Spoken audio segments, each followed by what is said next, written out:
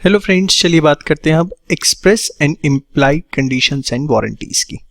देखिए, एक्सप्रेस तो क्या होता है, which has been specifically mention in the contract, जिनको कॉन्ट्रैक्ट में स्पेसिफिकली मेंशन किया गया है, दैट इज एक्सप्रेस।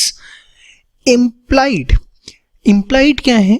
दो ये कंडीशंस, ये वारंटी आपने कॉन्ट्रैक्ट में स्पेसिफिकली नहीं लिखी, बट लॉ कहता है कि ये प्रिज्यूम की जाएंगी, इम्प्लाइडली मानी जाएंगी। अब ये कौन सी कंडीशंस हैं, कौन सी वारंटीज हैं, इसके ऊपर हम बात करते हैं। देखिए, एक्सप्रेस तो कॉन्ट्रैक्ट टू कॉन्ट्रैक्ट होगा कि आप किसके साथ क्या कॉन्ट्रैक्ट करते हैं, लेकिन इम्प्लाइड कंडीशंस एंड वारंटीज जो है वो हर कॉन्ट्रैक्ट ऑफ सेल में हमें देखने को मिलेगी। तो सबसे पहले हम बात करते हैं इम्प्लाइड कंडीशंस की। देखिए, इम्प्लाइड कंडीशंस के अंदर बेसिकली फर्स्ट कंडीशन आती है condition as to title. What is this condition as to title? Title मतलब है ओनरशिप। इसका मतलब ये है कि जो सेलर गुड्स को बेच रहा है, जो सेलर गुड्स को ये बेच रहा है, ये प्रिज्यूम किया जाएगा कि उसके पास उसका टाइटल है, उसके पास उसकी लीगल ओनरशिप है, तभी वो उस गुड्स को बेच रहा है। ये प्रिज्यूम किया जाएगा, इस चीज को कॉन्ट्रैक्ट में मेंशन करने की जरूरत नहीं है। सपोज आप ये पेन मुझे बेच रहे हैं, तो मैं क्या मानूंगा? मैं ये मानूंगा कि आपके पास इस पेन को बेचने का टाइटल है, ओनरशिप है, इस पेन की लीगल ओनरशिप आपके पास, आपने इसे किसी से खरीदा है या खुद मैन्युफैक्चर किया है, तभी आप इसे मुझे बेच रहे हैं। तो this is implied in every contract, that is condition as to title. आपको सामने वाले से पूछने की जरूरत नहीं है कि भैया ये आपका ही है ना। आप कभी पूछते हो किसी दुकानदार से, जाओ स्टेशनरी वाले के पास जाओ, आप भैया उससे कुछ खरीद रहे हैं, स्टेशनरी खरीद रहे हैं, तो आप पूछते हैं कि भैया ये आप ही की है? नहीं, जरूरत भी नहीं है, क्योंकि इट इज इम्प्लाइड कंडीशन कि उनके पास उसका टाइटल है, ओनरशिप है, तभी वो आपको बेच रहे हैं। ठीक है। Next is sale by sample. What is this sale by sample? Suppose mister A मेरे पास आए और उन्होंने मुझे शर्ट का सैंपल दिखाया। उस सैंपल को देख के मैंने 100 शर्ट्स का ऑर्डर दे दिया। तो ये ऑब्वियस है, ये इम्प्लाइड है कि जो मेरे पास बल्क में गुड्स आएंगे, दैट इज 100 शर्ट्स आएंगी, वो सेम होंगी जो मुझे सैंपल दिखाया गया था। This is very much implied.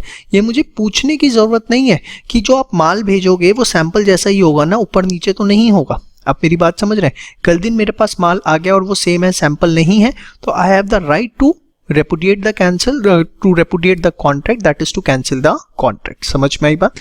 Next is condition, पहले आप ये देख लीजिए, condition as to description. Condition as to description मतलब सपोज मैंने आपको कोई प्रोडक्ट डिस्क्राइब किया कि जो प्रोडक्ट होगा वो कुछ इस तरीके का होगा। लाइक मैंने आपको बोला ये पेन है, ठीक है, ये वाइट की जगह जो है वो नेवी ब्लू कलर का होगा, जिस कलर की मेरी शर्ट है इस कलर का होगा। ठीक है, मैंने आपको डिस्क्राइब कर दिया कि पेन जो है वो नॉर्मल पेन होगा, इससे थोड़ा सा बड़ा होगा, एंड जो नेवी ब्लू शर्ट मैंने पहन रखी है इस रंग का होगा। तो यहां पर मैं आपको गुड्स बेच रहा हूं, डिस्क्राइब कर रहा हूं। समझ में आई बात? तो ऑब्वियसली जो बल्क गुड्स आएंगे वो उसी तरीके के होने चाहिए, मतलब इस पेन से थोड़ा सा बड़ा होना चाहिए, एज वेल एज वो नेवी ब्लू कलर का होना चाहिए। अगर वो उससे छोटा है, ऑरेंज कलर का है या लाइक दैट है, तो आपको पूरा राइट है कि आप जो कॉन्ट्रैक्ट है उसे रेपुडिएट कर सकते हैं, कैंसिल कर सकते हैं। ठीक है। Next is sale by sample as well as description. ये क्या है? सपोज मिस्टर ए ने मुझे शर्ट दिखाई व्हाइट कलर का सैंपल, ठीक है, मैंने और उन्होंने वो दिखाई, सपोज 34 साइज का मुझे सैंपल दिखाया। तो मैंने उनको बोला कि आप एक काम करिए, ये 100 शर्टें भेज दीजिए मुझे 36 साइज की। ठीक है, 36 साइज में सेम शर्ट मुझे आप 100 भेज दीजिए। तो उन्होंने सैंपल दिखाया, जो सैंपल दिखाया शर्ट एब्सोल्युटली सेम होनी चाहिए, और डिस्क्रिप्शन यहाँ क्या हो गई कि 36 नंबर का साइज भेजना है, 34 नहीं भेजना। आप सैंपल मुझे 34 का दिखा रहे हो, तो this is sale by sample as well as description. तो मेरे पास जो भी बल्क गुड्स आएंगे that should be as per the sample as well as per the description. देखिए, बड़े कॉमन पॉइंट्स हैं, कुछ ऐसा इसमें नहीं है कि बहुत ज़्यादा मुश्किल वाली बातें हों, इसलिए अब देखिए मैं इसमें कुछ खास नोट्स भी नहीं बना रहा, बहुत कॉमन सेंस। आप प्लेन इसे रीड भी करेंगे ना तो भी आपको चीज़ें सारी समझ में आएंगी। ठीक है। Next is condition as to quality और फिटनेस। जो भी गुड्स आप खरीद रहे हैं या सेलर बेच रहा है, इट शुड बी क्वालिटेटिव और वो फिट फॉर द यूज होने चाहिए। ठीक है। कंडीशन एज टू होलसमनेस मतलब अगर कोई खाने पीने के गुड्स हैं, लाइक सपोज मैंने किसी से मिल्क परचेज किया, तो ऑब्वियसली होलसमनेस का मतलब होता है खाने पीने योग्य। ठीक है, आप बेशक इसका मतलब लिख लीजिए, खाने पीने योग्य। अगर मैंने मिल्क परचेज किया सेलर से, ठीक है, तो ये एज्यूम करूंगा कि वो मिल्क जो है वो पीने लायक है, उसके अंदर कोई इन्फेक्शन किसी तरीके का नहीं होगा, कोई ऐसा बैक्टीरिया खराब नहीं है, ठीक है। Next is condition as to merchantability. इसका मतलब क्या होता है, देखिए इसका बड़ा सिंपल सा मतलब है कि जो भी गुड्स आप खरीद रहे हैं that is free from defective, उसके अंदर किसी भी तरीके का कोई डिफेक्ट नहीं है, वो सेलेबल कंडीशन के अंदर है। देखिए दो मर्चेंटेबिलिटी वर्ड एक्ट में डिफाइन नहीं है, बट इट सिंपली मीन्स कि वो सेलेबल कंडीशन में है। Let us take an example, आप स्टेशनरी की शॉप पे गए, आपने पेन खरीदा, जब आप उसे घर पे आते हैं यूज करते हैं तो वो पेन नहीं चल रहा है, तो obviously you can repudiate the contract, आप उसे वापस करके आप अपने पैसे वापस ले सकते हैं। क्यों? क्योंकि वो सेलेबल कंडीशन के अंदर नहीं है, वो डिफेक्टिव फ्री पीस नहीं है। तो ये सारी की सारी जो आपने देखी, these were the implied conditions जो मैंने आपके साथ डिस्कस करी है। आइए एक बार सारा का सारा देख लेते हैं, ब्रॉड व्यू ले लेते हैं। Condition as to title, in every contract of sale unless there is an agreement to the contrary, the फर्स्ट implied condition on the part of seller is that in case of sale he has the right to sell the goods, मतलब उसके पास उसकी ownership है। In case of an agreement to sell he will have the right to sell the goods, और उसके पास right to cell होगा जब भी वो गुड्स ट्रांसफर करेगा, when the property is to be pass, ठीक है। In simple words the condition implied is that the seller has the right to sell the goods at the time when the property is to pass. If the seller titles turns out to be defective, the buyer must return the goods to the true owner and recover the price from the seller. Very important line please. इस पे true false का question आ सकता है कि अगर बाद में ये पता लगता है कि सेलर के पास उसका टाइटल ही नहीं था, ओनरशिप ही नहीं थी, तो जो बायर है, सपोज मैंने किसी से शर्ट खरीदी और उसके पास उसे बेचने का राइट ही नहीं था, तो मुझे जो शर्ट है एज ए बायर वो उसके ओरिजिनल ओनर को वापस करनी पड़ेगी and can recover the amount from the seller, ठीक है। This is what the loss is. Very very important line, please इसे मार्क कर लीजिए। नेक्स्ट आपके पास दो एग्जांपल्स हैं, आप इसे एक बार पढ़ लीजिएगा, कोई दिक्कत नहीं आएगी इसके अंदर। एग्जांपल जरूर करिए इस मॉड्यूल के, बहुत अच्छे, और एग्जाम में लिख के भी आने आपके, ठीक है बेटा। Sale by description, when there is a contract of sale of goods by description, there is an implied condition that goods shall correspond with the description. This rule is based on the principle, please ये आपसे line भी दी जा सकती है exam के अंदर, ये वाली, if you contract to sell peas you cannot compel the buyer to take beans। ये लाइन आपको एग्जाम में दी जा सकती है और पूछा जा सकता है कि ये कौन सी implied condition है, ठीक है, ये कौन सा कॉन्सेप्ट है। तो this is sale by description, कि this is an implied condition। The buyer is not bound to accept and pay for the goods which are not in accordance with the description of goods, that it has to be determined whether the buyer has undertaken to purchase the goods by their description, that is whether the description was essential for identifying the goods and the buyer had agreed to purchase। खैर ये करने की जरूरत नहीं, आप बेशक इसे यहाँ तक कर लीजिए, बहुत आएगा, ठीक है। जितना बता रहा हूँ उतना उतना कर लीजिए, मोर देन सफिशिएंट है, जितना रिक्वायर्ड पार्ट है मैं आपके साथ डिस्कस कर रहा हूँ। It is condition which goes to the root of the contract and a breach of it entitles the buyer to reject the goods whether the buyer is able to inspect them or not, ठीक है। मतलब समझे कि buyer चाहे goods को inspect करे या ना करे, अगर वो एज पर डिस्क्रिप्शन नहीं है तो गुड्स रिजेक्ट किए जा सकते हैं। ये एक बार एग्जांपल आप पढ़ लीजिएगा दोनों, ठीक है, मोर देन सफिशिएंट। इसके बाद sale by sample, in a contract of sale by sample there is a implied condition that the bulk shall correspond with the sample in quality, जैसा कि मैंने आपको बताया था। The buyer shall have a reasonable opportunity of comparing the bulk with the sample.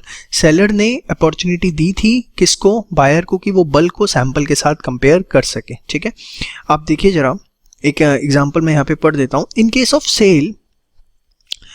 of sale of 2 parcels of wheat, the seller allowed the buyer an inspection of the smaller parcel but not of the larger parcel. In this case, it was held that the buyer was entitled to refuse to take any latent of the parcels of wheat. The goods shall be free from any defect, rendering them unmerchantable which would not be apparent। खैर ये करने की जरूरत नहीं, आप सिर्फ यहाँ तक कर लीजिए। समझ में आया कि अगर आपने अपॉर्चुनिटी नहीं दी थी तो उस पर राइट है उसे रिजेक्ट करने का। A company sold certain shoes made of special sole by sample for the French army. The shoes were found of contain paper not discoverable by ordinary inspection। मतलब उसके अंदर एक पेपर था जो ऑर्डिनरी इंस्पेक्शन से नहीं था। Held the buyer was entitled to refund the price plus damages, वो ले सकता है, ठीक है।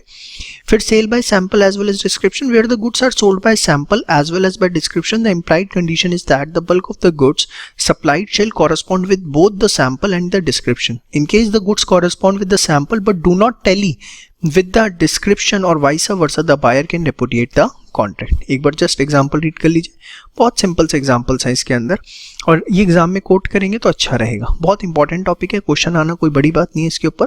Ordinary there is no implied condition as to quality और fitness of the goods sold for any particular purpose, however the condition as to reasonable fitness of goods for a particular purpose may be implied if the buyer had made known to the seller. Like मैंने किसी को बोला मैं shoes की shop पे गया और मैंने उन्हें बोला कि कल मेरा फुटबॉल का मैच है और आप उस हिसाब से मुझे शूज़ दीजिए।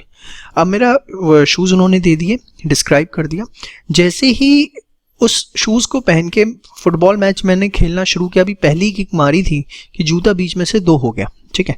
तो देखिए ऐसा तो कोई क्वालिटी और फिटनेस को लेके कंडीशन नहीं होती, लेकिन अगर मैंने अपना पर्पस स्पेसिफिकली सेलर को बताया है और सेलर उसी गुड्स में ऑर्डिनरी कोर्स में डील करता है और उसके बावजूद वो गुड्स रीजनेबल क्वालिटी इंश्योर नहीं करते, तो बायर के पास पूरा राइट है कि वो कॉन्ट्रैक्ट कैंसिल कर सकता है। इंपॉर्टेंट है, ध्यान से देखिए।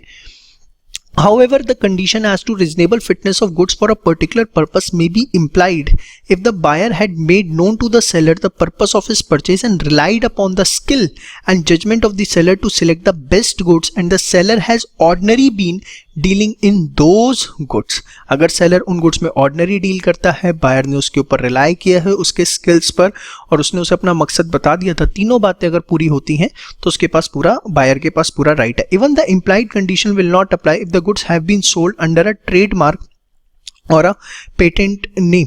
मतलब समझे, अब मैं एज ए बायर जाके बोलता हूँ कि प्यूमा का शूज़ दे दो, क्या बोलते हैं, फुटबॉल मैच है मेरा, तो मैंने स्पेसिफिकली जब डिमांड कर दिया, ट्रेडमार्क की डिमांड कर दिया, तो फिर उस केस के अंदर ये सब चीज़ें अप्लाई नहीं होती। हाँ, लेकिन अगर सेलर कोई स्पेसिफिक गुड्स में डील करता है, मैं उसको अपनी सिचुएशन बता देता हूँ और उस पर रिलाई करके गुड्स लेता हूँ, तो ही ये कंडीशन हमारी अप्लाई होती है, ठीक है। एक बार आप इसको पढ़ लीजिए फटाफट। Condition as to merchantability without any defect where goods are bought by description from a seller who deals in goods of that description, ठीक है।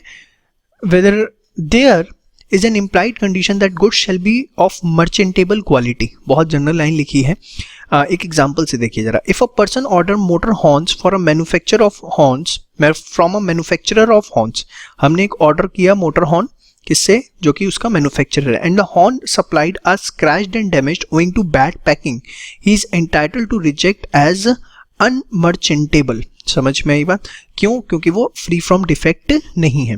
अब bought a black velvet cloth from C and found it to be damaged by white ants, held the condition as to merchantability was broken. मतलब it should be free from any defect, किसी भी तरीके का defect नहीं होना चाहिए। It should be in a proper saleable condition. देखिए, the expression merchantability quality though not define nevertheless connotes goods of such quality, and in such a condition man of ordinary prudence would accept them as goods of that description। मतलब इस तरीके से होने चाहिए कि एक ordinary prudence का man उसको एक्सेप्ट कर सके। समझ में आया? Next is condition as to wholesomeness.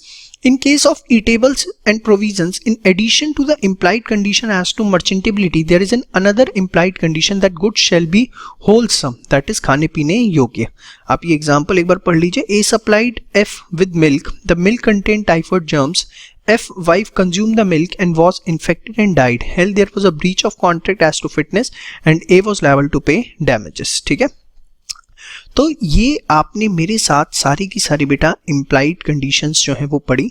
देखिए, एक्सप्रेस, मैंने आपको बताया था ना, express conditions are those which are agreed upon between the parties at the time of contract and expressly provided in the contract. जबकि इम्प्लाइड क्या है, are those which are presumed by law to be present in the contract. इसको specifically contract में mention करने की जरूरत नहीं होती, ठीक है। It should be noted that implied condition may be negated और वेव्ड बाय एक्सप्रेस एग्रीमेंट। हाँ, ये हो सकता है कि कुछ एक्सप्रेसली हम डाल दें और इम्प्लाइड कंडीशन को वेव ऑफ कर दें। लाइक हमने कॉन्ट्रैक्ट में ये लिख दिया कि अगर गुड्स एज पर सैंपल नहीं हुए तब भी बायर उसे एक्सेप्ट करेगा, ठीक है। तो उस केस के अंदर फिर ये इम्प्लाइड कंडीशन की कोई वैलिडिटी नहीं है, क्योंकि एक्सप्रेसली उसको हमने वेव ऑफ किया है, एक्सप्रेसली हमने उस चीज़ को हटा दिया है, ठीक है। तो आपने समझ लिया दोनों चीज़ें क्या होती हैं, इम्प्लाइड कंडीशंस कौन कौन सी होती हैं, वो सारी बातें उम्मीद करता हूँ आपके दिमाग में बैठ गई हैं, बहुत इंपॉर्टेंट है। इसके बाद नेक्स्ट वीडियो में बात करेंगे हम इम्प्लाइड वारंटीज़ की। Thank you.